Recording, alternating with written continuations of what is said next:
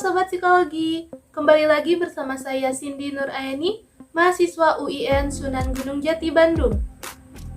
Pada video kali ini kita akan membahas materi mengenai uji Kruskal-Wallis dan juga uji Friedman. Selamat menonton! Uji Kruskal-Wallis. Uji Kruskal-Wallis berfungsi untuk menguji perbedaan keadaan atau perlakuan dari sampel independen, alternatif one-way ANOVA, dan juga merupakan perluasan dari uji Mann-Whitney untuk dua sampel independen.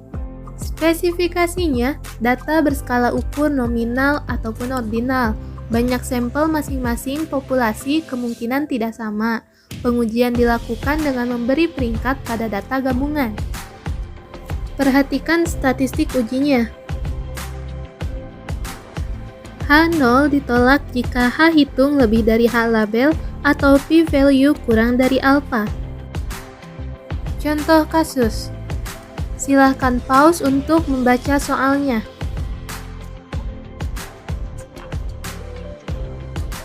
Ini untuk tabel kontingensinya.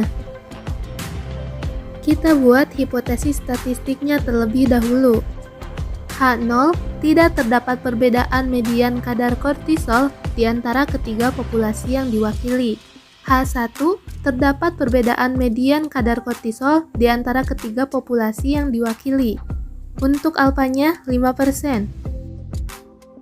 Pada SPSS, di variable view, isi name dengan kadar dan kelompok.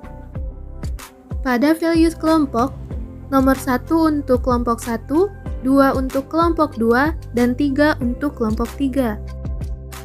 Kadar memakai scale dan kelompok memakai nominal. Input data di data view, nomor 1 untuk kelompok 1, 2 untuk kelompok 2, dan 3 untuk kelompok 3. Jika sudah, klik Analyze.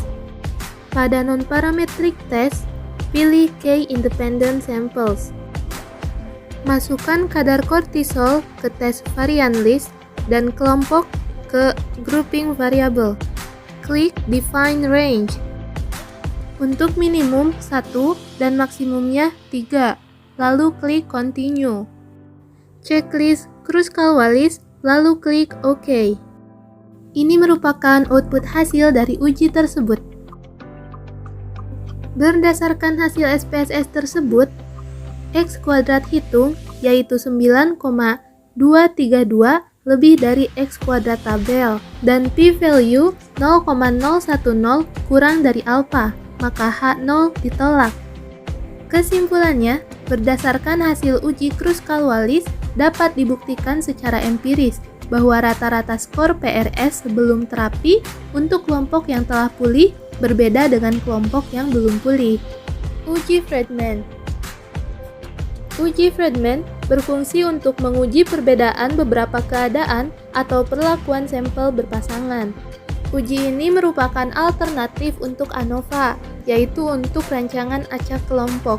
Uji ini didasarkan atas data yang sebelumnya perlu diberikan peringkat untuk respon perlakuan dalam setiap kelompok. Spesifikasinya, data berskala ukur ordinal. Pengujian dilakukan dengan memberi peringkat data pada masing-masing objek. Perhatikan untuk statistik ujinya. H0 ditolak jika XR kuadrat hitung lebih dari XR kuadrat tabel atau p-value kurang dari alpha. Contoh kasus. Silakan pause untuk membaca soalnya terlebih dahulu. Ujilah dengan alpha sebesar 5%. Apakah terdapat perbedaan pengaruh gaya kepemimpinan terhadap efektivitas kerja pegawai? Kita buat hipotesis statistiknya terlebih dahulu. H0 tidak terdapat perbedaan pengaruh gaya kepemimpinan terhadap efektivitas kerja pegawai.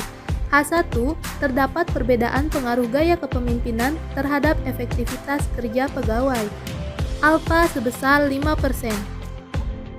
Pada SPSS, di variable view, isi name dengan direktif, suportif, dan partisipatif.